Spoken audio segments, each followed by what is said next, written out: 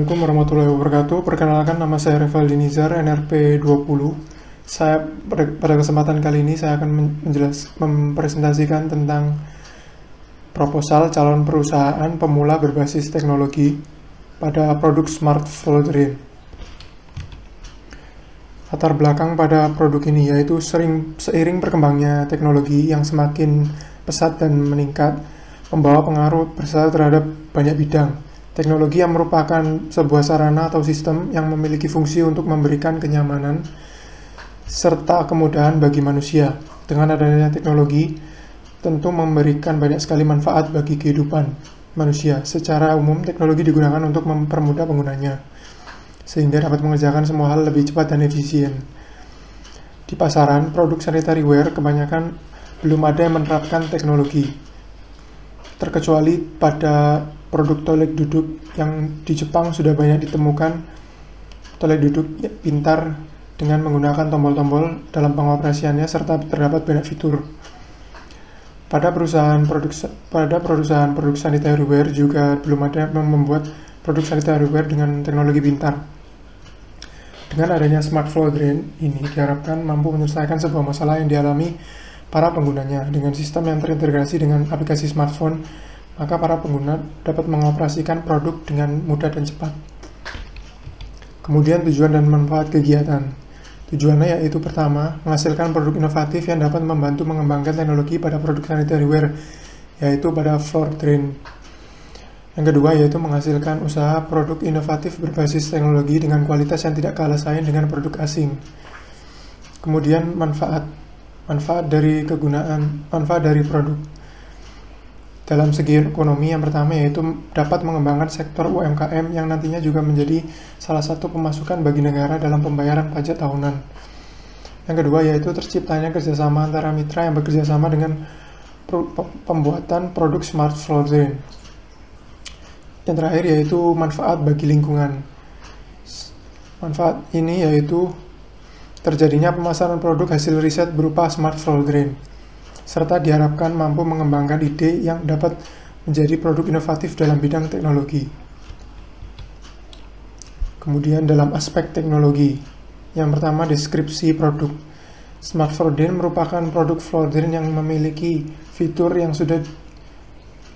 untuk jika sudah terjadi pemumpukan yang berpotensi menyumbat floor drain, maka produk ini yaitu akan secara otomatis membuka atau jatuh ke arah bawah, sehingga rambut serta sampah plastik yang menyumbat akan jatuh ke bawah.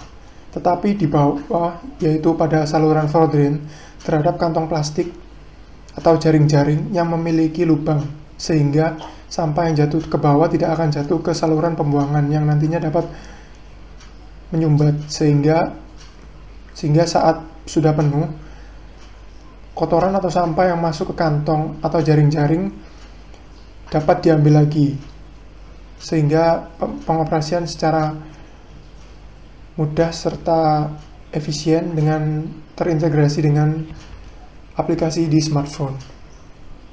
Yang kedua yaitu kegunaan produk. Manfaat dari yang ditawarkan pada produk ini yaitu produk ini dapat digunakan untuk pengguna yang malas membuang atau membersihkan floor drain secara berkala, sehingga cocok untuk pengguna yang masih muda karena suka dengan teknologi yang memudahkan. Fitur kedua yang tersemat pada produk ini yaitu menghasilkan frekuensi rendah yang nantinya berfungsi sebagai insect repellent atau penangkal serangga. Penggunaan kedua fitur ini dapat dilakukan secara otomatis dengan menggunakan aplikasi pada smartphone, sehingga pengaksesannya pun dapat dengan mudah kapanpun dan dimanapun. Tetapi produk ini menggunakan koneksi internet atau wifi di rumah. Penggunaannya juga dapat diatur secara otomatis dengan mengatur interval waktu atau penjadwalan penggunaan. Yang selanjutnya yaitu keunggulan dan standarisasi. Pada produk Smart Flow Drain terhadap beberapa fitur. Yang pertama, produk ini mudah dalam pengoperasiannya dengan penutup secara otomatis, sehingga sampah tidak menumpuk di di floor drain. Yang kedua yaitu ada filter sampah untuk menyaring sampah. Yang ketiga yaitu ada insect repellent atau penangkal serangga. Dan produk ini terintegrasi dengan smartphone.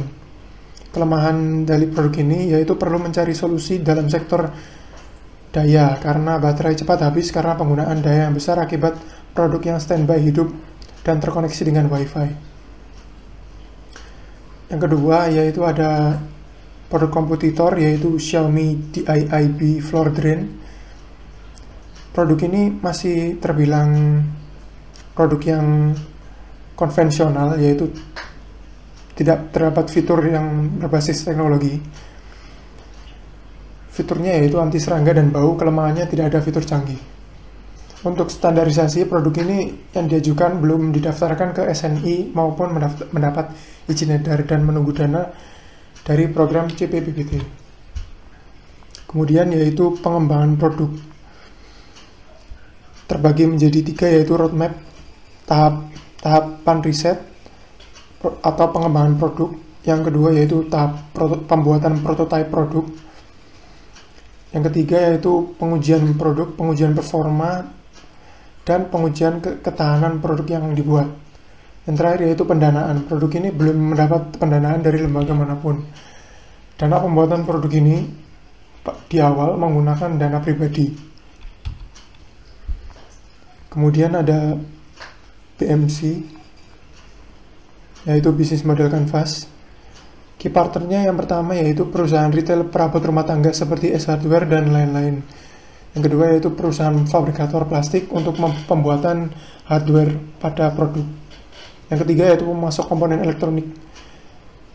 Yang keempat yaitu pemasok packaging produk. Kemudian key activities yang pertama yaitu merakit produk sendiri. Yang kedua pengembangan produk agar menjadi lebih baik. Yang ketiga melakukan perbaikan produk untuk mengganti dengan unit baru saat terjadi kerusakan. Yang keempat yaitu maintenance aplikasi secara berkala untuk menghilangkan bug. Yang terakhir yaitu menjual produk jadi. Yang ketiga yaitu key resource-nya. Yang pertama tenaga kerja, tempat kantor, transportasi, dan aplikasi smartphone. Kemudian ada value proposition. Yang pertama yaitu memudahkan pengguna dalam membersihkan sampah yang dapat berpotensi menghambat saluran pembuangan kamar mandi, yaitu floor drain. Yang kedua yaitu terhubung dengan sistem aplikasi pada Android sehingga memudahkan pengguna untuk mengoperasikan alat. Yang terakhir yaitu terdapat fitur insect repellent yang berfungsi sebagai penangkal serangga saat kamar mandi tidak pakai dalam jangka waktu yang cukup lama. Kemudian ada customer relationship. Yang pertama, customer service siap 24 jam dalam 1 minggu. Yang kedua, diskon produk. Yang ketiga, harga grosir dalam pembelian jumlah produk yang cukup banyak. Yang keempat adalah garansi produk. Kemudian channel distribusi. Yang pertama channel promosi yaitu sosial media, direct marketing, dan website or landing page. Kemudian ada channel transaksi, ada distributor dan marketplace. Untuk customer segmennya, ibu rumah tangga umur 25-40 tahun. Yang kedua, developer perumahan. Yang ketiga, orang yang mengikuti perkembangan teknologi. Untuk cost structure-nya, biaya operasional meliputi pajak, gaji karyawan, tunjangan karyawan, komisi penjualan, sewa bangunan, listrik bulanan, dan lain-lain. Kemudian ada biaya marketing dan biaya R&D. Kemudian revenue stream-nya untuk sementara ini dari penjualan produk. Kemudian rencana kegiatan. Yang pertama, merancang produk baik dalam segi hardware maupun software. Kedua, ada pembuatan alat penunjang produksi, yaitu membuat alat bantu dan kebutuhan produksi. Yang ketiga, mempersiapkan produksi.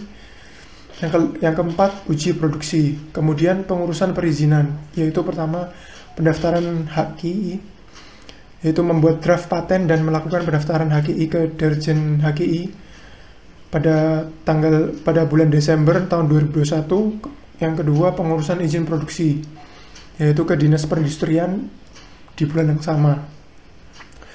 Kemudian pengembangan SDM, yaitu 1. Pelatihan CPBT, mengikuti pelatihan CPBT pada Februari 2022. Kemudian ada rencana output kegiatan. Yang pertama, membuat sampel produksi dengan jumlah 10 unit pada waktu penyelesaian 19 Oktober 2021. Kemudian ada pendaftaran paten pada 7 November 2021. Kemudian ada pendaftaran merek dagang pada 1 Desember 2021. Yang keempat ada pendaftaran desain industri pada 10 Desember 2021. Dan yang terakhir ada alat bantu produksi pada 6 Januari 2022. Kemudian ada anggaran dana. Yang pertama, pengembangan produk, yaitu meliputi pembuatan alat sebanyak 3 set dengan biaya satuan sebesar 2 juta dengan jumlah 6 juta. Kemudian ada pengujian dilakukan 5 kali dengan biaya satuan 1 juta dengan jumlah total 5 juta. Kemudian adalah pembuatan tools untuk assembling komponen, yaitu sebanyak 3 unit dengan biaya satuan 3,5 juta dengan jumlah 10,5 juta. Kemudian ada biaya pelatihan CPBBT sebanyak 3 orang dengan biaya satuan 12 juta dengan jumlah 36 juta. Kemudian ada biaya booth pameran IEE di Surabaya sebanyak 1 booth dengan biaya satuan 25 juta. Untuk subtotal biaya pengembangan produk sebanyak 82.500.000. Kemudian ada biaya lain-lain seperti legalisasi, izin sertifikasi, dan penyusunan laporan. Dengan rincian pendaftaran daftar industri, yaitu HKI, sebesar 2 juta rupiah. Kemudian ada pendaftaran paten sebesar 7 juta dan penyusunan dan pengadaan laporan sebanyak 500.000 dengan 2 laporan, yaitu penyusunan dan pengadaan. Sehingga di total untuk subtotal biaya lain-lain sebesar 10 juta dengan total biaya rincian semuanya yaitu 92.500.000 untuk modal awal. Sekian presentasi dari saya. Wassalamualaikum warahmatullahi wabarakatuh.